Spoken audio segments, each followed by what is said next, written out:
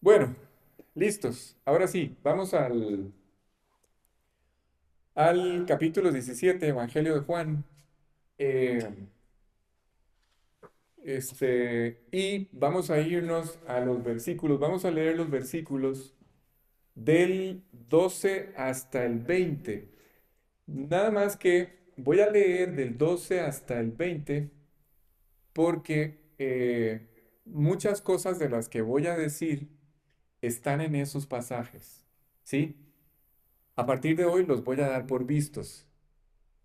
No me voy a detener en eso porque lo voy a ir explicando dentro del contenido que voy a presentar hoy, pero no me voy a detener específicamente uno por uno, pero les voy a ir citando dónde los uso o dónde los explico. ¿Sí está claro? Y en realidad el versículo en el que sí nos vamos a detener es el versículo 20 y 21. Y ahí vamos a estar las próximas semanas. Creo que tiene, ¿usted no trajo su Biblia, joven? No, no la usa ya. Ah, bueno. ¿Quién me puede decir cuántos son los versículos? 27, ¿verdad? Es que aquí, 26. Sí, 26.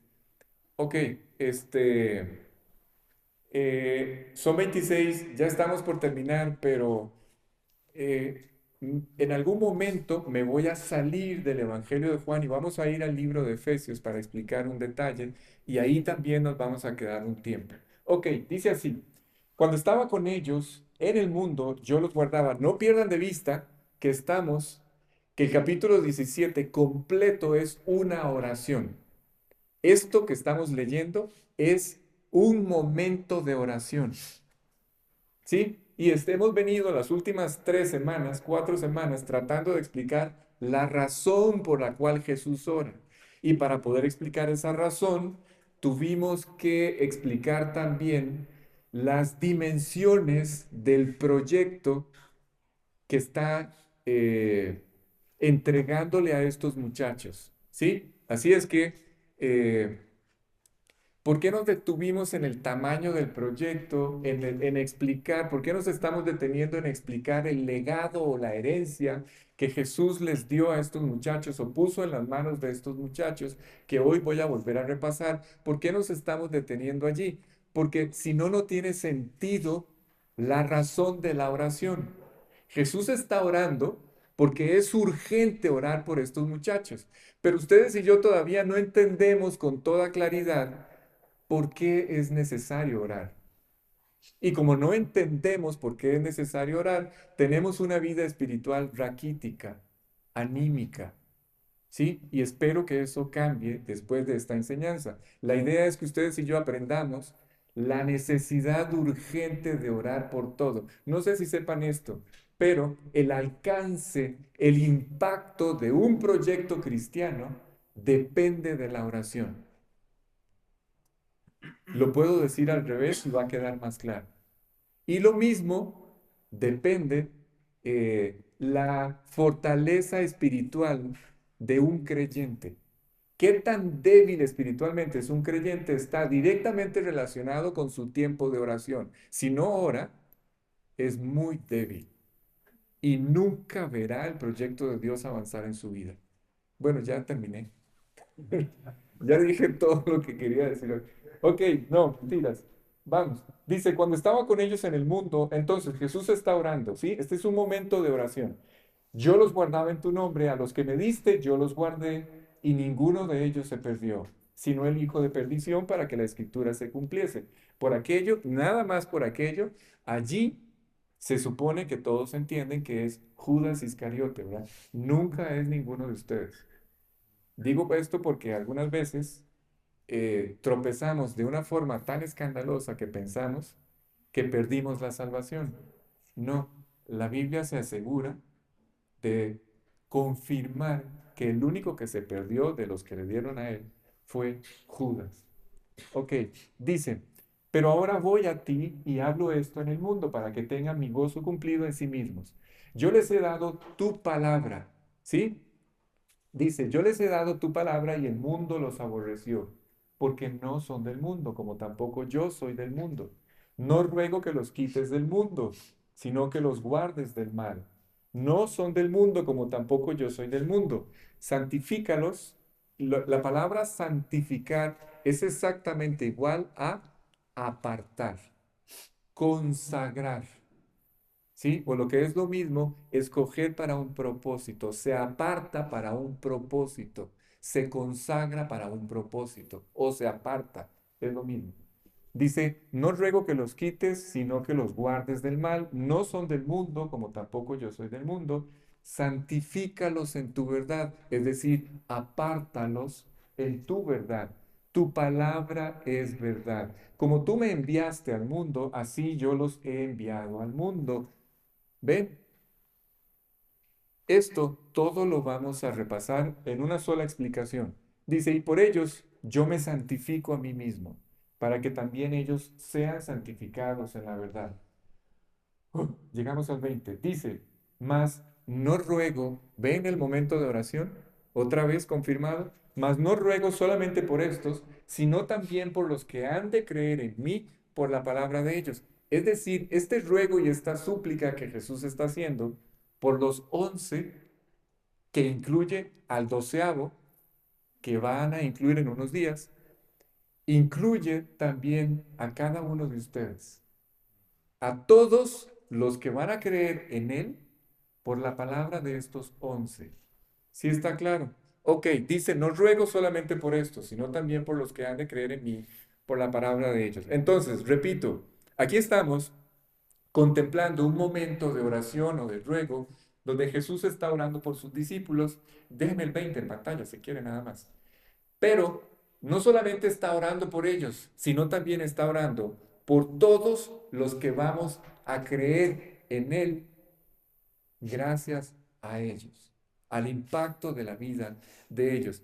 Este versículo, así como ustedes lo ven, vean, es un renglón y medio, dice, no ruego solo por ellos, sino también por los que han de creer en mí por la palabra de ellos. Ustedes y yo no somos capaces de ver el contenido que hay detrás de ese versículo. Entre esas dos líneas, Jesús está visualizando todas las cosas que Él va a hacer con estos 11 muchachos. Sí, porfa, no, no dejen escapar un detalle, porque esto es lo único que les va a permitir entender la urgencia de esta oración, de este clamor y de esta súplica que Jesús está haciendo por ellos. ¿Sí? Hay una enorme cantidad de cosas que Jesús está viendo cuando Él está orando por estos 11 muchachos. Les dije, serán 12 más adelante cuando este proyecto empiece. Y lo importante en este momento es que Jesús está contemplando muchos proyectos. Uno de ellos, voy a hablar de dos, pero voy a empezar, bueno, vamos a avanzar. Uno de ellos es un proyecto muy especial. ¿Por qué? Porque es un proyecto en donde Dios nos va a dar la oportunidad o le va a dar la oportunidad a toda la humanidad de participar de ese proyecto. ¿Sí? Este es el que yo necesito. Bueno, en realidad son los dos proyectos, pero este en particular es muy importante. Los dos son muy importantes. ¿Sí? Eh, eh, Dios nos hizo participar de este proyecto, de esta oportunidad que Dios está poniendo al alcance de toda la humanidad de participar. ¿Sí? ¿Fue que esto fue posible? ¿Cómo fue que fue posible que Dios nos pudiera hacer partícipes de este proyecto? Escuchen, Roger, vámonos a 1 Corintios 11. Eh, ¿Cómo fue que esto fue posible? Escuchen, a través de un pacto. ¿Sí? Esto es muy importante de entenderlo. Creo que es el que habla de la última cena. 23, me parece. No. ¿Sí? 23, ¿lo pegué? Ok. Si quiere ponemos ahí los primeros 4 o 5 versículos. Eh, a ver, si me meto aquí, no sé si voy a salir. Vamos a ver. Entonces, no pierdan de vista, es un proyecto del cual Dios está haciendo partícipe a toda la humanidad. ¿sí? Pero para poder participar de este proyecto, Dios tuvo que establecer un pacto, ¿sí? Estamos hablando, no pierdan de vista cuál es el evento en el que nos encontramos. ¿Cuál es ese evento? ¿Qué es lo que se está celebrando? La última cena. Estamos en este lugar, el aposento alto, celebrando la última cena y Jesús en este momento, ok, ahora sí, recuerden, la Biblia es una unidad perfecta y completa. Si hay algo que no queda claro en un lugar, yo puedo ir y seguir leyendo y voy a encontrarme con otra referencia que va a añadir información a lo que estamos viendo. Por ejemplo, vamos a irnos, vamos a irnos a esta carta de Corintios que se escribió entre el año 56, 57, más o menos. Jesús muere en el año 33, ¿sí? Estamos hablando de un poco menos, poco más de 20 años después. 20 años después, Pablo está escribiendo esto. Y Pablo, guiado por Dios, ¿sí? Pablo, guiado por Dios, dice, explica, recuerda lo que hizo Jesús en este lugar antes de orar. ¿Qué fue lo que pasó en este lugar antes de que Jesús empezara a orar por estos muchachos? Es lo que vamos a leer. Dice, porque yo recibí del Señor, está escribiendo Pablo, dice, lo que también os he enseñado, que el Señor Jesús, la noche que fue entregado, ¿ven? ¿En qué noche nos encontramos en la historia?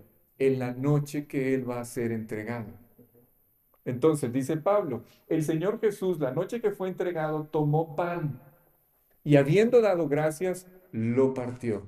Y dijo, tomad, comed, esto es mi cuerpo que por vosotros es partido. Perdón, ¿detrás de qué vamos? De este pacto que nos permitió, que nos dio la oportunidad de servir en este proyecto que Dios puso al alcance de toda la humanidad. Vamos a ver dónde, de qué forma se establece este pacto. ¿Cómo ustedes y yo tomamos parte de este pacto? Porque un pacto o un contrato, que es lo mismo, se establece entre dos partes. ¿Sí? Vamos a ver en qué momento ocurrió esto. Dice, tomad, comed, esto es mi cuerpo que por vosotros es partido, haced esto en memoria de mí. Asimismo tomó también la copa, ojo, después de haber cenado, diciendo, esta copa es el nuevo pacto. ¿Ven? El nuevo pacto en mi sangre. Haced esto todas las veces que la bebiereis en memoria de mí. Así pues, todas las veces que comiereis este pan y bebiereis esta copa, la muerte del Señor anunciáis hasta que Él vuelva.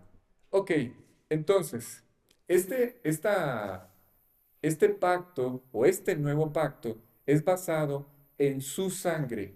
Es una especie de contrato, este pacto. Y había decidido, a ver, creo que sí lo voy a hacer.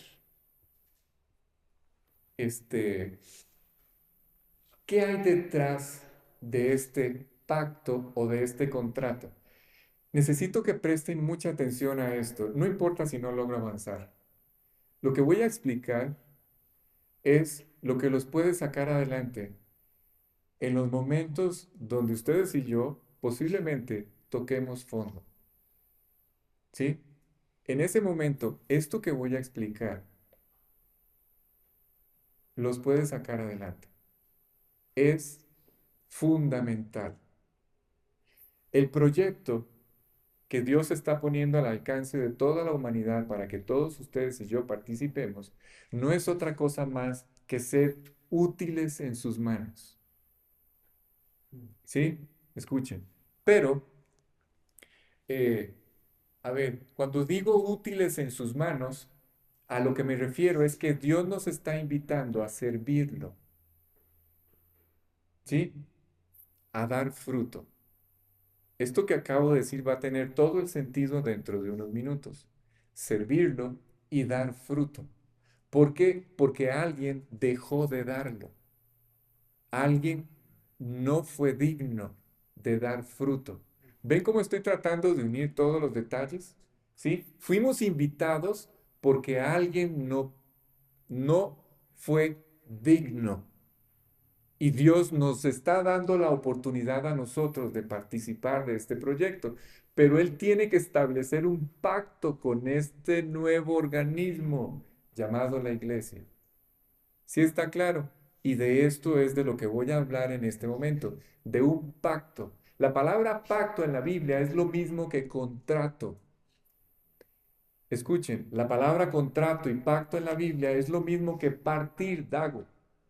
Partir, contrato y pacto es exactamente lo mismo y ya les voy a explicar por qué. Lo que no quiero es que los detalles técnicos les roben la oportunidad de quedarse con lo que Dios o a lo que Dios nos está invitando. La invitación es ser útil en sus manos, dar fruto, servirlo, ¿sí? Es una especie de contrato lo que en este momento Jesús está celebrando con sus discípulos. ¿Sí? Esta copa es el nuevo pacto en mi sangre. Ahorita, yo sé, Carla, que no se entiende muy claro, pero ahorita vamos a entender por qué el pacto en su sangre. ¿Sí? Es lo que necesito, pero no pierdan de vista que es un pacto al que Dios nos está llamando a servir. A ver, si eh, ustedes imaginan que Dios se nos apareciera, algunos de ustedes así, esos, se nos aparece Dios y nos dice, hijo, te voy a invitar a un proyecto. Todos automáticamente vamos a pensar que algo vio en nosotros para ser considerados para este proyecto. Y entonces nosotros, con la mayor alegría, le vamos a decir, sí, Dios, lo que quieras. Le entro a este pacto, le entro a este contrato, dime qué tengo que hacer. ¿Cierto? Porque en un pacto, ambas partes tienen que contribuir con algo. Solo que en un pacto con Dios es un poco diferente. ¿Sí? Entonces, Dios ha hecho, a lo largo de toda la Biblia, Dios ha hecho muchos pactos con el hombre o contratos. Eso es lo que significa la palabra contrato o pacto, significa partir. Cuando hacemos un pacto, les acabo de decir, las dos partes, no necesariamente tienen que ser solo dos partes, pero en este caso, este contrato o este pacto es entre dos partes.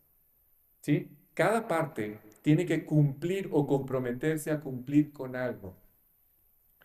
Pero los pactos de Dios son muy especiales. ¿Por qué? Porque estos pactos, los pactos de Dios, el que se compromete con el que pacta es Dios mismo. O sea, lo digo otra vez, el que se compromete con el que pacta con Dios es Dios. La palabra que está empeñada, que se empeña, es la de Dios, no es la nuestra. Entonces, ¿qué hace la otra parte? Si en este contrato que establecemos con Dios, Él es el que se encarga de adquirir el compromiso, ¿qué hacemos nosotros? Lo que hacemos nosotros, lo que Él necesita que hagamos, es que ustedes y yo estemos de acuerdo en que Él haga en nosotros lo que tiene que hacer. Yo establezco un pacto con don Rodolfo y le digo, Rodolfo, no tiene que hacer nada, solo tiene que estar de acuerdo con todo lo que yo voy a hacer. Yo lo voy a hacer. Descanse, no se preocupe. ¿Sí está claro? Un día les voy a recordar esta escena que para mí es maravillosa y proyecta esta enseñanza de una forma perfecta. Un día Dios llamó a Abraham para hacer un pacto. ¿Se acuerdan de esa escena? Por si la quieren leer, está en Génesis 15. eh, Dios lo llama a él para hacer un pacto y los pactos en la antigüedad, ahora sí van a empezar a entender detalles. Hoy ustedes y yo tenemos impresoras, tenemos correos electrónicos y todas estas herramientas, notarios, abogados, todo esto para dar fe de el compromiso que adquirieron las partes en un pacto o en un contrato. Pero en la antigüedad, ustedes y yo no nos imaginamos cómo era. ¿Sí? En la antigüedad, por ejemplo, un ejemplo, si una persona vendía una propiedad, llamaban a 10 testigos. Y estos 10 testigos eran una combinación de hombres grandes, adultos, ya mayores, y de gente joven. ¿Sí? Cualquiera diría, ¿y por qué este tipo de gente? ¿Por qué? Bueno, era muy sencillo. ¿Por qué? Porque los que pactaban, los que establecían el contrato entre ellos, tenían que tener testigos que dieran fe de que aquel vendedor, y para esto entraban en la escena los mayores, la persona que iba a vender su propiedad, estos hombres mayores eran testigos de que efectivamente esa propiedad era de este hombre. ¿Sí? Podían dar fe de que era su propiedad, pero los mayores tarde o temprano iban a morir. Y para eso entraban en la escena los menores. Los menores eran testigos de la venta de la propiedad. Delante de los dos que pactaban, delante de los adultos, ellos guardaban aquella imagen en su mente y servían como testigos para el futuro de que efectivamente había habido una venta, un contrato, un pacto entre aquellas dos partes, ¿sí? Y de esta forma se daba fe. Bueno, luego apareció la escritura, el pergamino, todo esto y se daba fe de otra forma. Pero, ¿hacia dónde voy? A este detalle. Había también otra forma de pactar o de hacer un contrato, a través de un acto público. Y este es extraordinario. Delante de toda la gente se reunían las partes y aquí es donde viene donde se incluye la palabra pacto. Esta palabra, pacto, viene, les dije, de la palabra partir. ¿Por qué? Porque en estas audiencias públicas, escuchen, se partían animales. Para celebrar el pacto se partían los animales, se tomaba un cordero, se tomaba un carnero, el animal se mataba, se partía y entonces toda la comunidad, especialmente las personas importantes, han leído, cuando leen la Biblia, ¿se acuerdan estos momentos donde habla de las puertas de las entradas de la ciudad? Justamente en las puertas de la entrada de la ciudad era donde se sentaban las personas o los personajes más importantes de la ciudad. Allí era donde se debatía, se hablaba, se tomaban decisiones, en las puertas de las entradas de la ciudad. Todos ellos eran invitados a esta audiencia pública, a este pacto público, se partían los animales y escuchen cómo es que se establecía el pacto. Escuchen, ellos, las partes que estaban adquiriendo aquel contrato, pasaban en medio de los animales que estaban partidos. Y cuando ellos iban y venían entre los animales que estaban partidos, iba una parte, regresaba y luego venía la otra parte, iba entre los animales y regresaba. ¿Sí? Y esto, el ir y venir entre los animales partidos, era la forma en la que ambas partes decían que estaban de acuerdo con el pacto, que estaban de acuerdo con el contrato. ¿Sí está claro hasta ahí?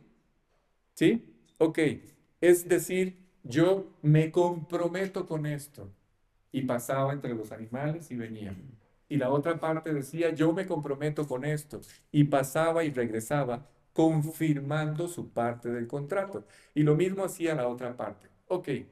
Cuando Dios llama a Abraham a establecer este pacto, le dice que va a hacer un pacto con él. Pero Abraham, como todos los hombres, es impaciente. ¿Sí? Y empieza a anochecer. Y él empieza a preguntarse por qué razón Dios no acude a aquel lugar donde ya están los animales partidos. Es más, no solo ya están los animales partidos, hay animales de rapiña volando sobre los animales muertos. Es más, él tiene que espantarlos. ¿Se acuerdan de la escena? Ok. Finalmente, dice la Biblia en la historia que se cierne una absoluta oscuridad sobre aquel lugar. Se oscureció completamente, donde Abraham estaba esperando el momento en el que él se acercara a pactar con eh, Dios con él. Y la sorpresa para Abraham es que en aquel momento, en aquel lugar, eh, en lugar de que Abraham tuviera que hacer algo, dice la Biblia, esto es increíble. ¿Se acuerdan que hemos explicado que detrás de cada relato del Antiguo Testamento hay una enseñanza espiritual? ¿Se acuerdan eso? Todos los relatos tienen una enseñanza espiritual. La de este es maravillosa. Llegó un momento eh, en donde dice la Biblia que Dios pasó en medio de los animales partidos. ¿Cómo? Dice la Biblia que en ese momento una antorcha encendida flotaba y pasaba entre los animales. Iba y regresaba. En este lugar, Abraham empezó a darse cuenta de que él no tenía que hacer nada. En lugar de que Abraham tuviera que hacer algo, Dios lo estaba haciendo todo. ¿Sí? La antorcha iba y regresaba, volvía a pasar una y otra vez. Y de esta forma, Abraham de repente descubre que la persona que se está comprometiendo con Dios, ¿cuáles son las partes? Dios y Abraham. Cuando él ve que Dios va y viene con aquella antorcha encendida, Abraham llega a una conclusión. La conclusión es que la persona que se está comprometiendo con Dios es Dios mismo. No sé si me entendieron. Abraham descubre que la persona que se compromete con Dios para cumplir todo lo que es necesario cumplir en Abraham fue Dios mismo. El mismo Dios se comprometió en cumplir en Abraham todo lo que era necesario. Abraham solamente tenía que permitir que Dios lo llevara a cabo. ¿Sí? Voy a intentar explicar lo que esto significa. Cuando ustedes y yo invitamos a Cristo al corazón, no sé si esta enseñanza sea más bien para ustedes que para mí. Esta semana ha sido una semana difícil en mi relación con Dios, llena de retos, llena de luchas, y para mí esto fue como un bálsamo, ¿sí? Y por eso quiero detenerme, hacer una pausa y compartírselos. El día en que ustedes y yo invitamos a Cristo al corazón, escuchen, Dios nunca, nunca, nunca dijo estas palabras. Él nunca te dijo, Walter, tienes que cambiar, tienes que hacer un esfuerzo, tienes que portarte bien. Ya no puedes volver a lo mismo de antes. Tienes que hacer esto, tienes que hacer lo otro, le tienes que poner las ganas, tienes que echarle los kilos, como dicen los mexicanos. Es más, ninguno, si esto hubiera sido así, si el pacto o el contrato que hicimos con Dios el día en que lo invitamos al corazón, si hubiera sido con esas condiciones, ustedes y yo no estaríamos aquí. Todavía estuviéramos allá afuera, sufriendo con todas nuestras tendencias y debilidades. Todavía seríamos esclavos de nuestros pecados, sí, perdonados, Ya perdonados porque Él lo pagó todo en la cruz, pero todavía esclavos de nuestros pecados si Él no hubiera intervenido. En cambio, en cambio, gracias a que Él mismo se comprometió con Él mismo para llevar a cabo su trabajo en nosotros, por eso estamos aquí. Por eso todos los días al abrir sus ojos, ustedes son testigos de la gracia de Dios obrando en sus vidas. El hecho de que ustedes se levanten cada mañana y quieran, lo primero que quieran hacer sea orar, eso ya es gracia de Dios. Eso es el trabajo sobrenatural de Dios. Eso es la gracia que Él derramó en nuestras vidas. Entonces, de esta manera, como Él pactó con nosotros, Él es el que se va a encargar de hacer todo en nosotros. Alex, ¿de acuerdo con qué? De acuerdo con su palabra. No, no, no, no es un proyecto antojadizo. Es de acuerdo con lo que ustedes y yo vamos entendiendo que debemos obedecer. Él es, no nosotros, el que está cumpliendo. Ustedes y yo lo único que tenemos que hacer es aceptar que Él haga el trabajo. Solo tenemos que, entonces, de acuerdo a lo que acabo de decir, ustedes y yo solamente tenemos que hacer esto que estamos haciendo todos los días, exponernos a su palabra, porque la realidad de Dios, el trabajo de Dios, este compromiso, pacto que Dios adquirió con nosotros, se va a cumplir en la medida en la que yo me exponga a su palabra. Por eso es tan importante vivir aquí, porque eso le va a permitir a esta parte del contrato, ¿cómo se les llama? A la parte que es Dios, cumplir con su trabajo. Nosotros solo tenemos que avanzar por fe y decirle, adivinen qué tenemos que decirle. Cuando ustedes escuchan una invitación a obedecer, cuando ustedes, cuando la luz que proyecta su palabra ilumina algo que está mal en sus vidas, lo único que Dios espera no es que ustedes lo cambien. No, error. Lo único que Dios espera es que ustedes le digan, si tú lo dices, si tú dices que lo vas a cambiar, si tú dices que lo vas a hacer, yo te creo. Yo lo voy a hacer, dice Dios. Solamente tengo que creerle que Él lo va a hacer. Y cuando nosotros le creemos, entonces Él, como la parte del contrato, Él se compromete aún más profundamente en este pacto.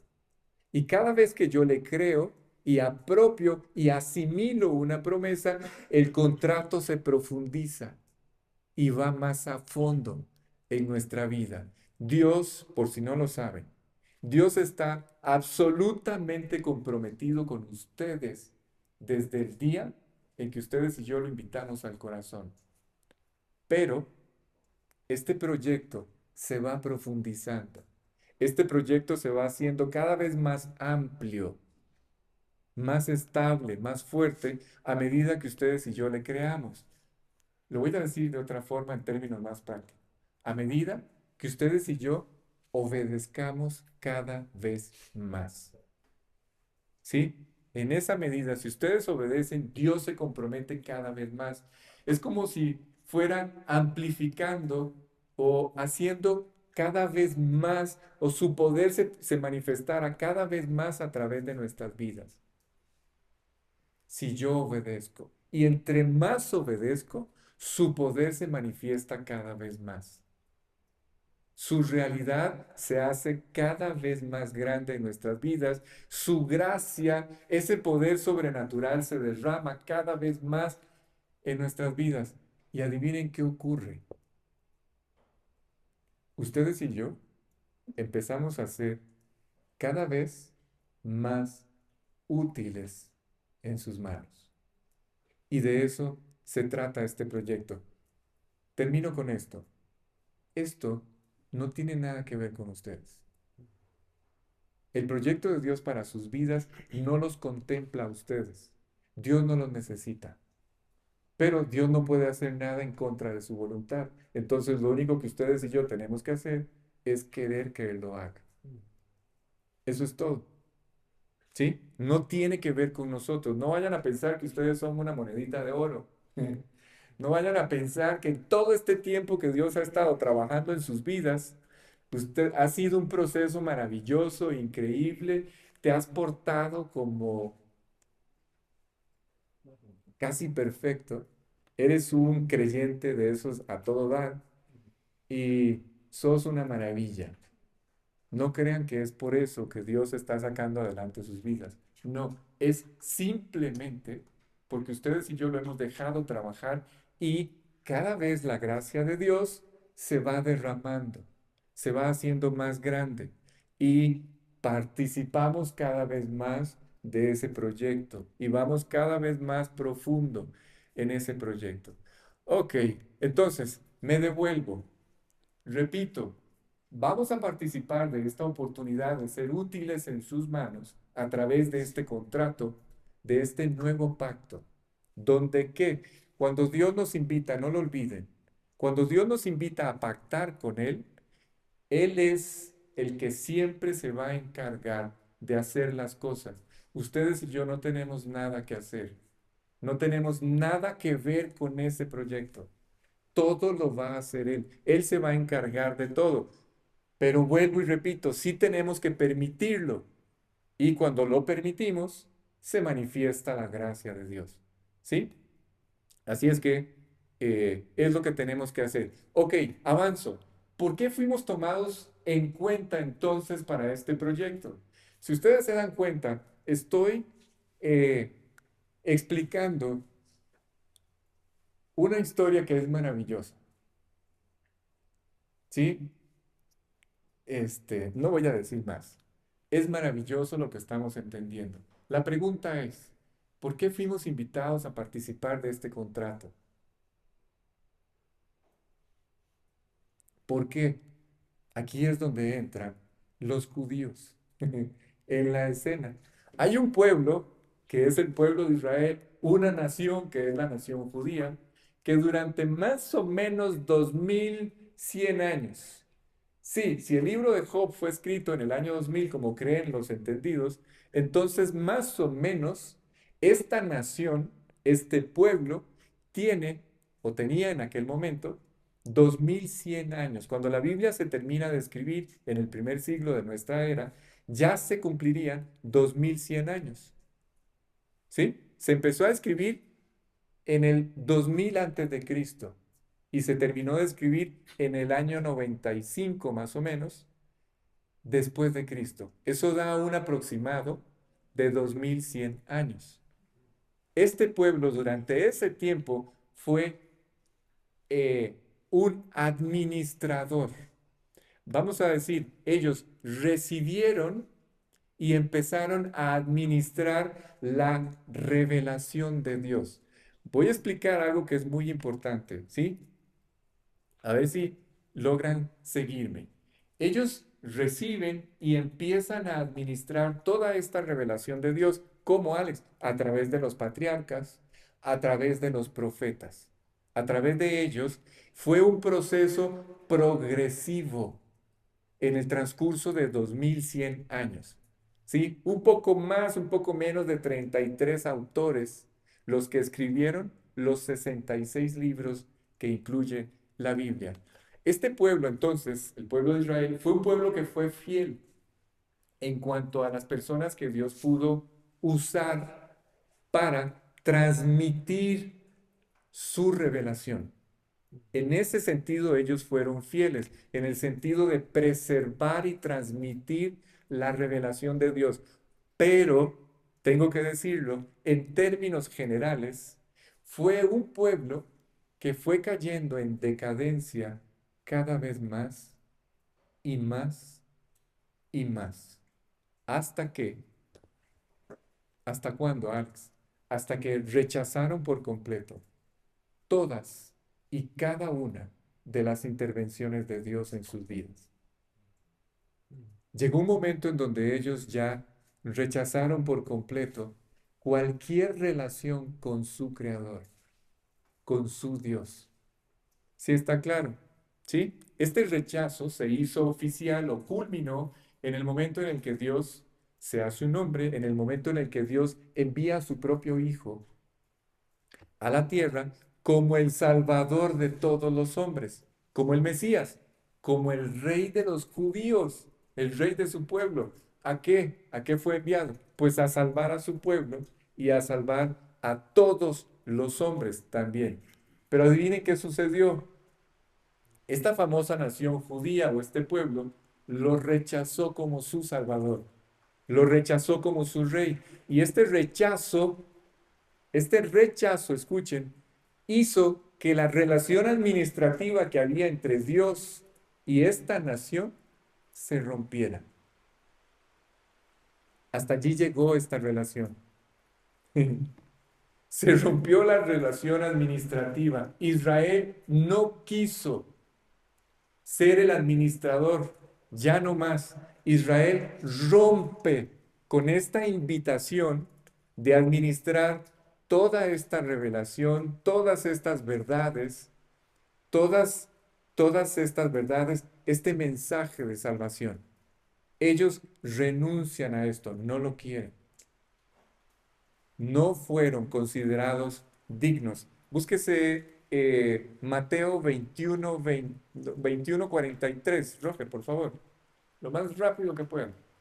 Repito, este pasaje que vamos a leer es nada más para confirmar este momento en el que Israel rompe relaciones con Dios, administrativas con Dios. Escuchen lo que dice. Por tanto os digo que el reino de Dios será quitado de vosotros y será dado a gente que produzca los frutos de ellos. ¿Quiénes son esa gente? Ustedes y yo. Vengo hablando del pacto, la oportunidad de servir, de ser útil en sus manos. ¿Ven cómo todo va teniendo sentido? Ok, así que adivinen qué pasa esa noche, esta noche de la que estamos estudiando. ¿Cuál es la noche? La noche en la que se está celebrando la última cena y la última de las últimas cenas, que llevó la última Pascua que está celebrando Jesús. Sí, sí, sé que estoy brincando por todo lado, pero volvamos a la escena. Con todo esto que acabo de decirles, necesito explicarles qué es lo que está ocurriendo en este evento. Jesús está oficialmente haciendo dos o tres cosas con este evento. Volvamos a esta noche, a la noche de la oración, ¿sí? Allí, en la sobremesa que están teniendo ellos, al final de la cena, Jesús empieza a orar por ellos. ¿Y qué es lo que hizo previo a esta oración? Escuchen, esta noche, número uno, Dios lo que hace es que traspasa la administración de su reino, traspasa la administración de sus verdades, traspasa la administración de su palabra,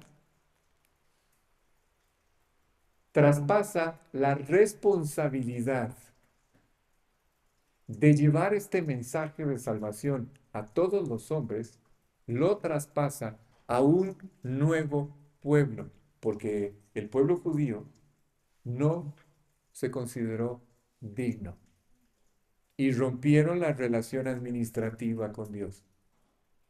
¿Sí? Dios les quita la oportunidad de seguir siendo los administradores de la palabra de Dios. Y oficialmente, en la última cena, establece como los nuevos responsables de la administración del reino de Dios a un nuevo pueblo. Lo que pasa es que este nuevo pueblo ya no va a tener una identidad territorial. Este nuevo pueblo ya no va a tener una identidad, vamos a decir, un ADN, una identidad genética. No, ya no van a ser judíos. ¿Sí? Este pueblo va a tener una identidad espiritual, ya no territorial. El pueblo, el nuevo pueblo de Dios, ya no son los que viven en un territorio o en la tierra de Israel. El verdadero pueblo de Dios a partir de este momento son todos los que tienen esta nueva identidad espiritual. Todos los que han creído en Él o van a creer en Él. Así es que Ahora, repito y confirmo, ya no va a haber una identidad territorial, solamente espiritual. Y cuando hablo de una identidad espiritual, me refiero, estoy haciendo referencia a una que es muy especial. Muchachos, escuchen, esta nueva relación espiritual tiene una profundidad que no tuvo ninguna otra relación con Dios antes. Y ya les voy a explicar por qué esta nueva identidad espiritual que ustedes y yo tenemos es tan profunda, tan íntima y tan cercana como nunca lo fue antes en la historia de la humanidad. ¿Sí? No pierdan de vista entonces, número uno, Jesús está haciendo un traspaso oficial de la administración del reino a un nuevo pueblo. ¿Sí? Ok, voy con otro punto. ¿Se acuerdan aquella escena? ¿Recuerdan aquella escena donde Salomón está a punto de inaugurar el templo de Jerusalén? ¿Sí? ¿Se acuerdan? Es una escena maravillosa. En esa escena Salomón ora y le pide a Dios una cosa. Le hace una petición a Dios. Él le dice que establezca su presencia en ese lugar. Y adivinen qué ocurre. Dios le responde a Salomón y le dice, ok, Salomón, está bien. De hoy en adelante, te garantizo, te prometo, que mis ojos estarán abiertos sobre este lugar. Esto que estoy leyendo, esto que estoy tratando de explicar, se explica fácil, se lee muy fácil, pero esto, para esta nación, fue el punto más alto de su desobediencia. Escuchen, físicamente la presencia de Dios existía en un lugar sobre la tierra, el templo de Jerusalén. Cuando Salomón hace esta petición, Dios le responde que sí, que está de acuerdo, que sus ojos van a estar abiertos en este lugar y que sus oídos estarán atentos a todas las oraciones que se hagan en este lugar. Pero, había una condición.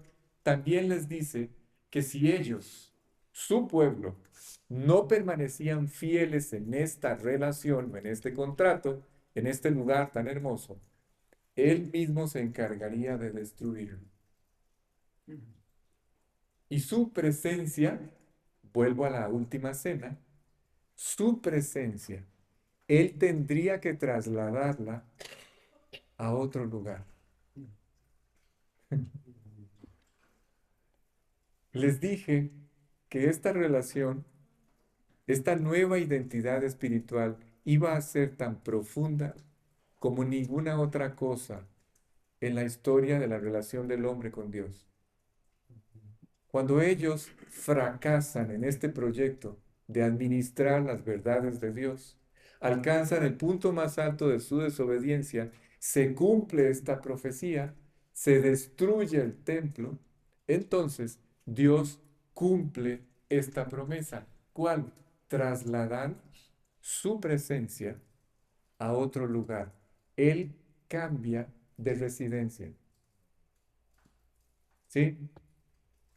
¿Y qué es lo que tiene que ver esto con la última cena, Alex? En la última cena, punto número 2. En la última cena, Jesús está anunciando este traslado de su presencia. Dios está avisando que se va a cambiar y que se va a ir a vivir al corazón de los creyentes. Número uno, está traspasando oficialmente la administración de sus verdades y de este proyecto de bendecir el mundo, está oficialmente haciendo el traspaso de esa responsabilidad a un nuevo pueblo. Y número dos, está anunciando el traslado de su presencia de un lugar físico al corazón de los hombres.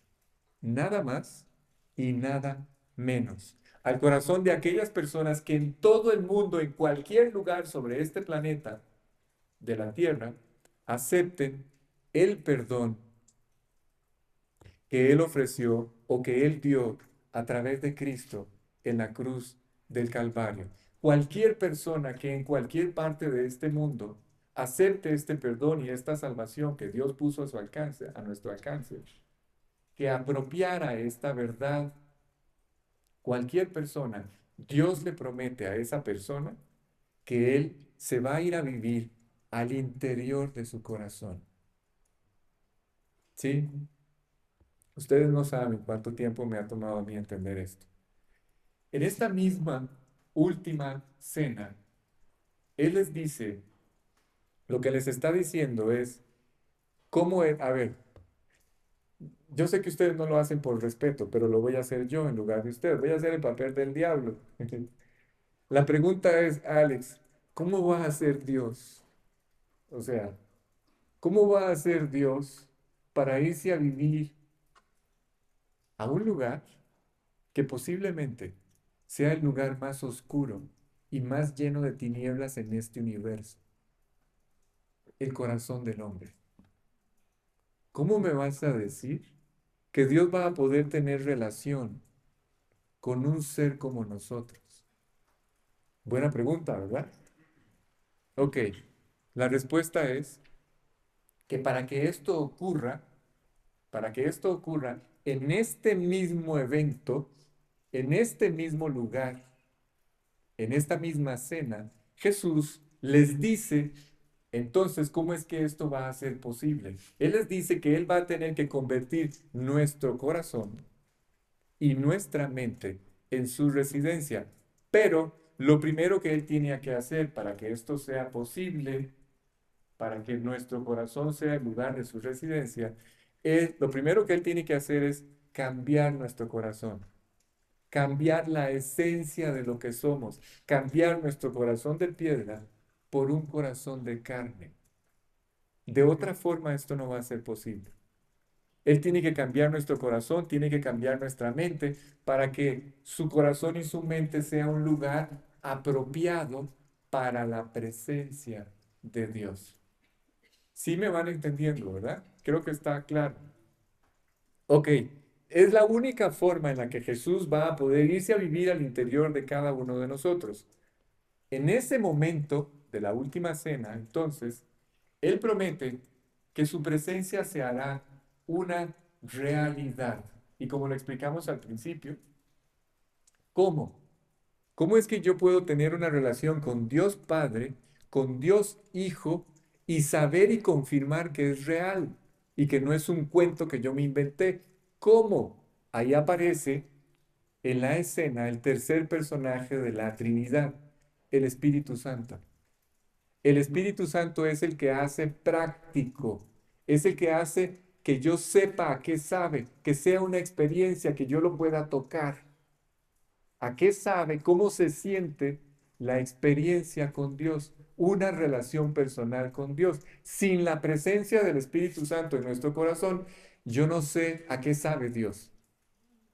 Yo no sé cómo se comporta Dios. Cuando el Espíritu Santo entra al interior de mi corazón, entonces Él hace real la presencia de Dios. Hace que para ustedes y para mí esta relación con Dios sea nuestra experiencia.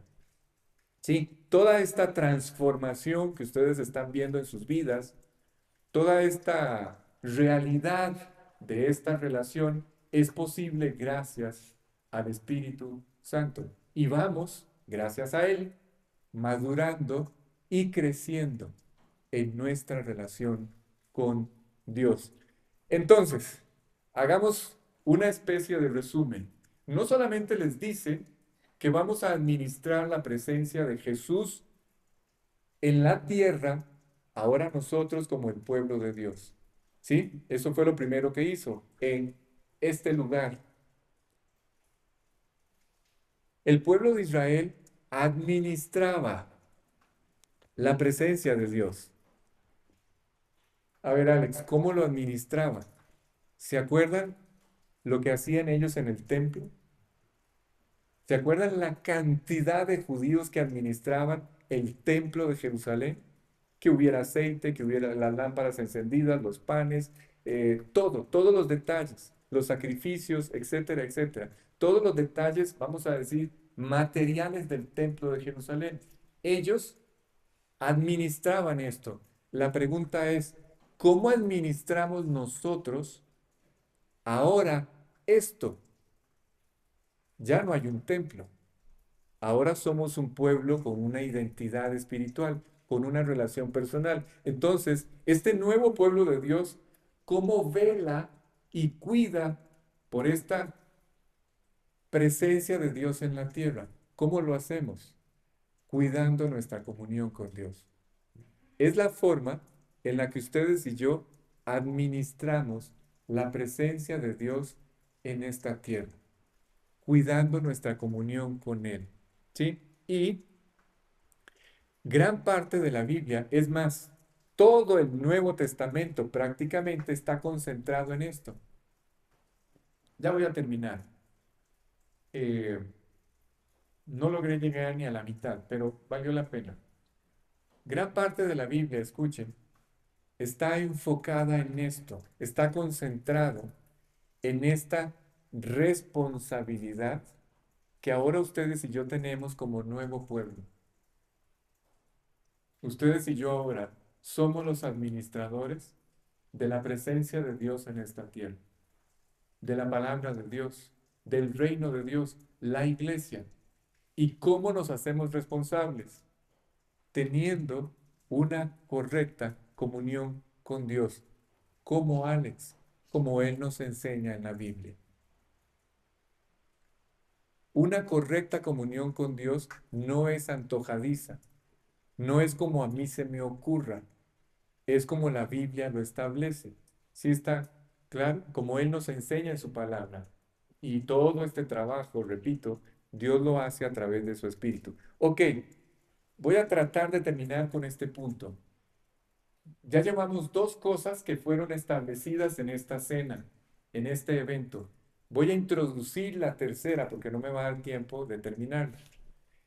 En este momento, en esta noche, Jesús también les dice que nosotros, y digo nosotros porque nos incluyó a nosotros en la oración, que nosotros vamos a administrar el fruto. ¿Sí? ¿De qué fruto está hablando, Alex? El fruto que el pueblo de Israel no quiso dar. Si nos devolvemos a Mateo 21:43, Roger, a ver, nada más para confirmar esto. Dice,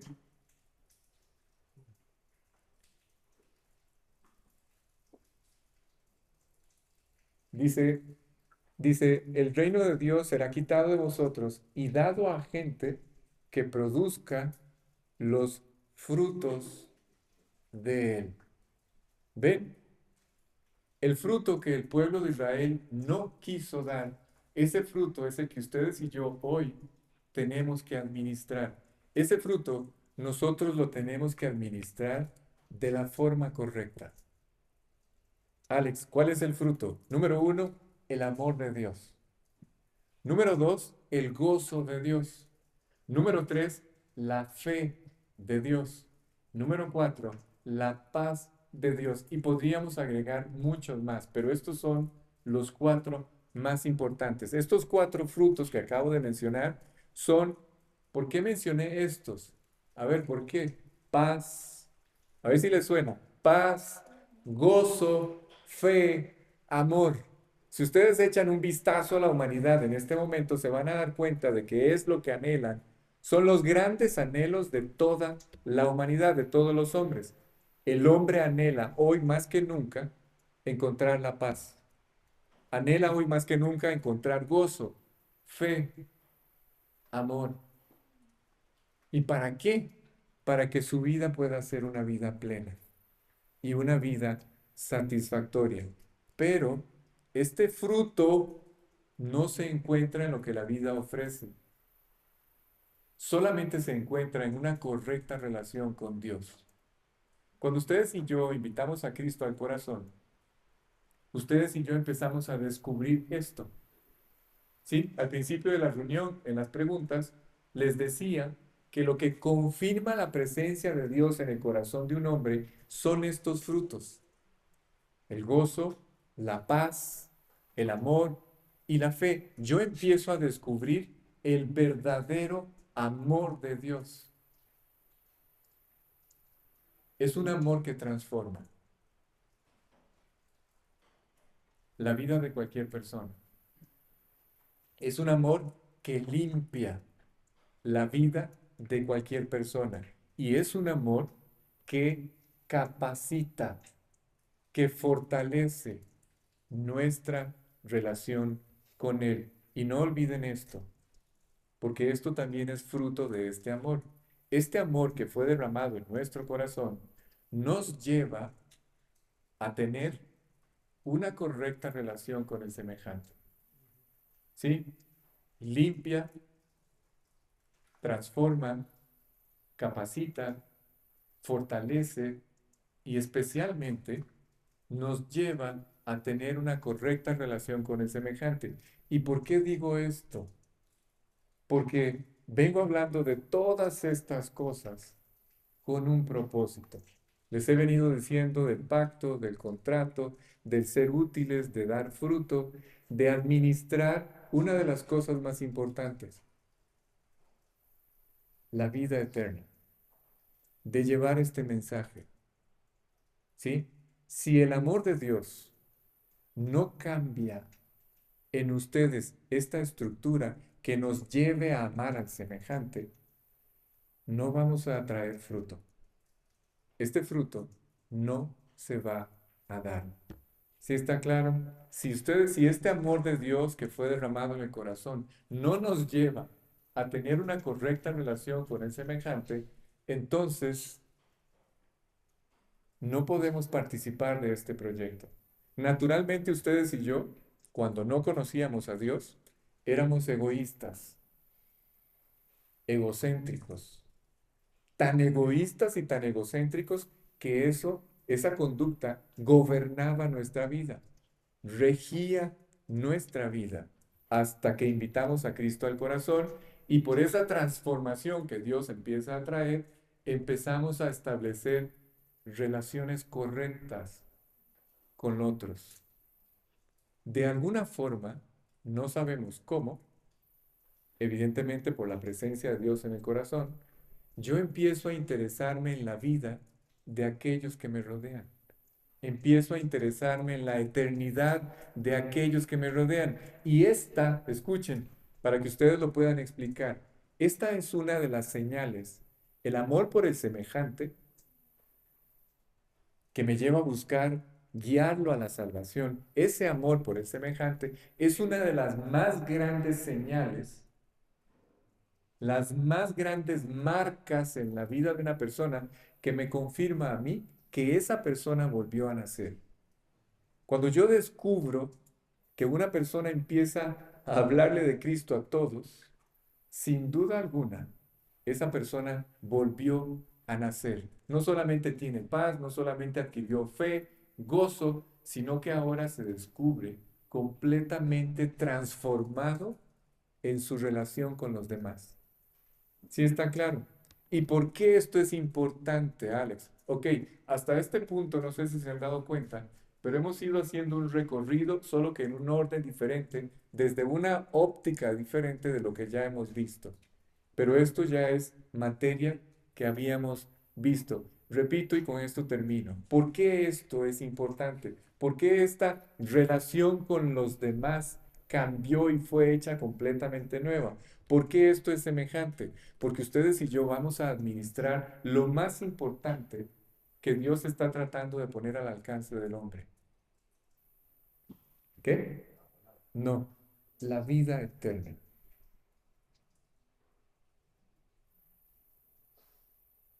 Es importante que el amor de Dios pueda vencer en nosotros el egoísmo, ese egocentrismo que no nos permite sacar los ojos de nosotros y ponerlos en los demás. Es importante que Dios transforme esta estructura. ¿Por qué? Porque ustedes y yo Hemos sido llamados a ser administradores de un montón de cosas, pero entre ellas la más importante, la vida eterna. ¿Sí? Y ahí vamos a quedar. La próxima semana, si Dios quiere, arranco aquí, en este punto, la vida eterna, para que por favor me lo recuerden. ¿Sí? Bueno, perfecto. Como les dije, no logramos llegar hasta donde quería, pero logré uno de los objetivos que traía. Eh, y vamos a ir avanzando, entendiendo bien lo que estamos estudiando. Bien, vamos a dar gracias para terminar. Padre, gracias por este tiempo.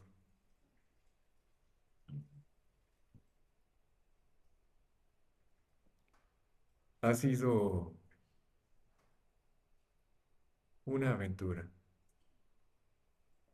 Sigue siendo especial estudiar este evangelio.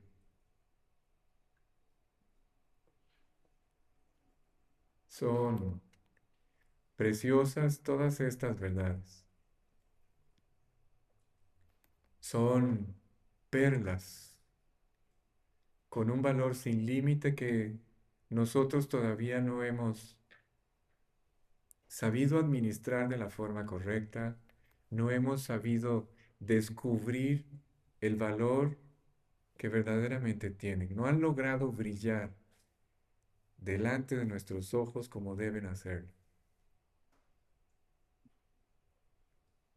Todas estas cosas que hoy escuchamos parecieran, la primera vez que las escuchamos, pareciera ser que se encuentran completamente lejos, pareciera ser que son algo que es completamente indiferente a nuestra vida. Pero tú lo planeaste de esta forma para que entendiéramos que en este pacto que has establecido con nosotros, tú lo quieres hacer todo. Tú lo vas a hacer todo. Lo único que necesitas es que te permitamos hacer el trabajo.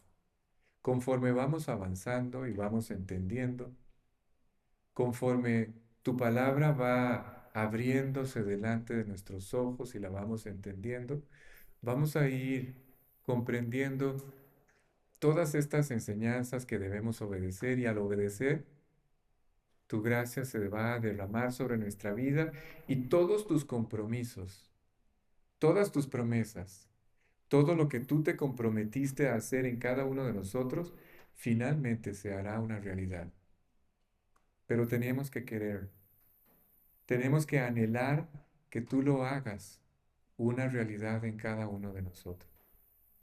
Esto está fuera de nuestro alcance por completo. No es posible. Pero tú sí tienes el poder para hacerlo una realidad y además quieres hacerlo. Y te comprometiste a hacerlo y lo vas a hacer a pesar de nosotros.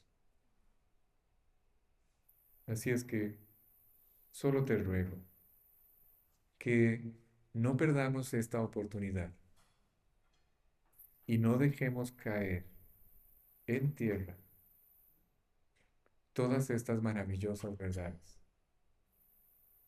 Hazlas una realidad en cada uno de nosotros, de acuerdo con nuestras necesidades. Por favor, bendícenos el resto de esta noche, llévanos de regreso a casa con bien y permite que todo esto pueda quedarse allí en el corazón, podamos meditar en esto, lograr que tú puedas conquistar algo más en el corazón y levantar profundas decisiones, profundas convicciones al interior del corazón de cada uno a lo largo de esta semana. Por favor, te pedimos estas cosas en el nombre de Jesús. Amén. Bueno.